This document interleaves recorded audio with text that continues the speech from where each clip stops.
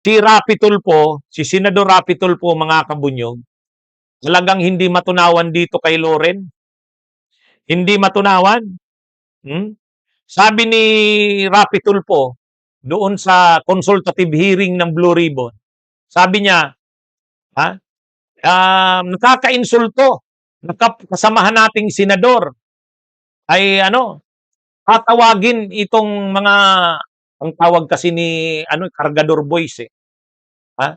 Itong mga ex-Cargador Boys na ito, sabi ni Rapi Tulfo, nakakainsulto na itong mga ito ay tatawagin ng ikasamahan natin, ang tinutukoy niya si Loren Legarda, na bayani. O, kasi talaga namang pumunta pa doon sa hearing ng Blue Ribbon ni Marcoleta at ni Pia Cayetano, dumaan si Loren Legarda saglit, ang sabi niya lang, pumunta lang ako dito para ipaabot na saludo ako dito sa mga, yun daw, mga ex-marines na yun. Dahil sila daw ang mga bagong bayani. Ngayon, sabi ni Rapi Tulfo, hindi ko matatanggap, nakakainsulto yung sinabi na yan ng kasamahan nating senadora. Sabi niya, bakit mo ituturing na bayani itong mga ito? Hindi ito mga bayani, sabi niya. Sabi ni Rapi Tulfo. Ang mga ito ay sindikato. Ha? Yun talaga yung ginamit na term ni Rapi Tulfo, mga kabunyog. Ha? Sindikato daw. Ha? At sabi ni Rapi Tulfo, ngayon, sino man na pumupuri dito, nagtatrato dito bilang sindikato, kung tatawagin mong bayani ang isang sindikato, sabi ni Rapi Tulfo, sindikato ka rin. Ano kayang reaksyon ni Loren Legarda? Yan, mga kabunyog, ang mga binitiwan na salita ni ni Rapi Tulfo.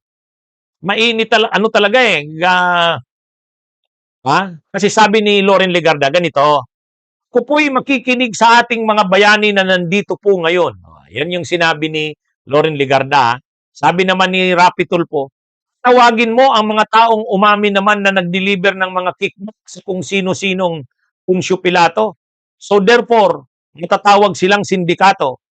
So kung tatawagin mong bayani ang isang sindikato, sindikato ka rin. Yan, mga kabunyog, matindi ang binitiwang salita ni Rapi Tulfo laban kay Loren Legarda. Ang sinasabi ni Rapi Tulfo, sindikato si Loren Legarda.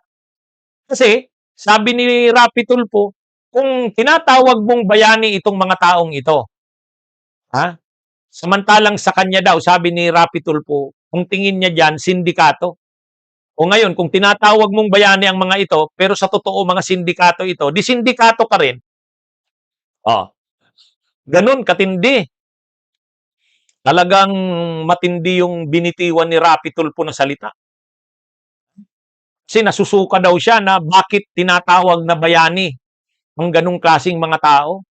Nakakasira, nakakainsulto daw sa mga totoong bayani ng bansa. Mga tulad nila Rizal, nila Bonifacio. Yan, mga bayani, sabi ni Rapi Tulfo. Pero itong mga ito, tatawagin mo anyang bayani, samantalang ang totoo, mga sindikato ito, kapag tinawag mo itong bayani at sa totoo sindikato ito, ikaw, sindikato na rin. Ano kayang sagot ni Loren Legarda doon na siya'y sindikato? Pero maraming nag-a-agree dito sa mga viewers natin. Sindikato nga talaga yan. Ibig sabihin, masyado nang bumaba ang masyado nang bumaba ang reputasyon. Wasak na ang reputasyon ni Loren. Imaginin mong tawagin ka ni Rapi Tulfo. Kahit yung kunting respeto siguro ni Rapi Tulfo kay Loren, nawala. Kasi tinawag niya na rin hindi niya man direktang pinangalanan, pero ang pinapatungkulan niya ng sindikato na rin ay si Loren. Di ba? Ano ito, mga kabunyog? Matindi yung na yun.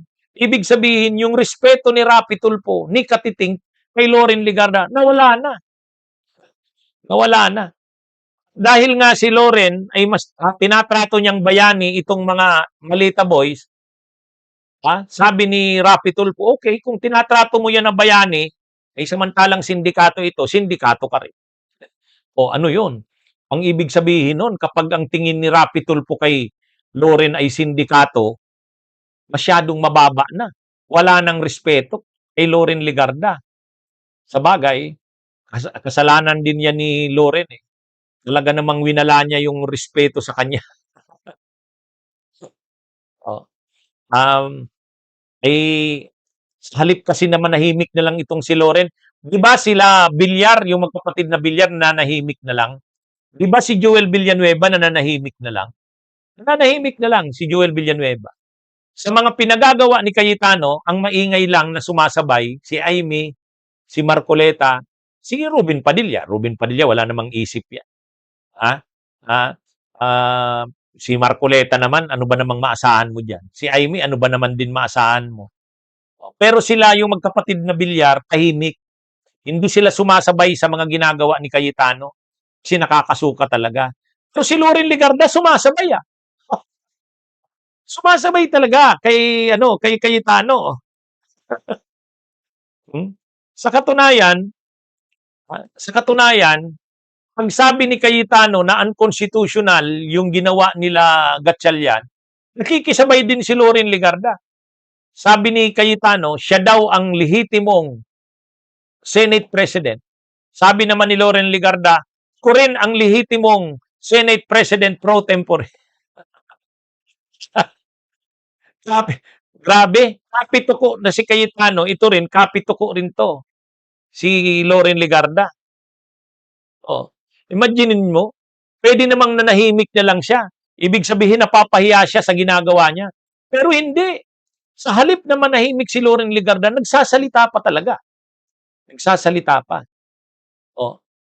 Lahat na halos nagsasabi na constitutional, lawful, valid yung ginawa noong June 3 ng grupo nila nila Gatchalian, nila Soto, nila Lacson. Di dapat sana si Loren Legarda ang dapat na statement niya kung ano yung mabuti, kung ano yung legal, ano yun. Ako naman wala namang problema sa akin kung hindi naman ako ang maging Senate President pro tempore. Di ba dapat gano'n na lang siya? Di ba? Siguro makakabalik pa yung respeto sa kanya. Pero ito wala. Talagang nagsalita pa siya. Sabi niya, unconstitutional. Samantalang lahat na halos, yung integrated bar, yung mga deans ng law schools, yung mga retired associate justices, po siya na hindi naman abogada, ang lakas ng loob niyang magsabing unconstitutional. Bunyog, bunyog, halikan na kasama ka. Bunyog, kapag buklod ay may pag-asa. Luzon, Visayas, Mindanao, isa ang pananaw. Sa bagong Pilipinas ang bunyog isisigaw. Bunyog.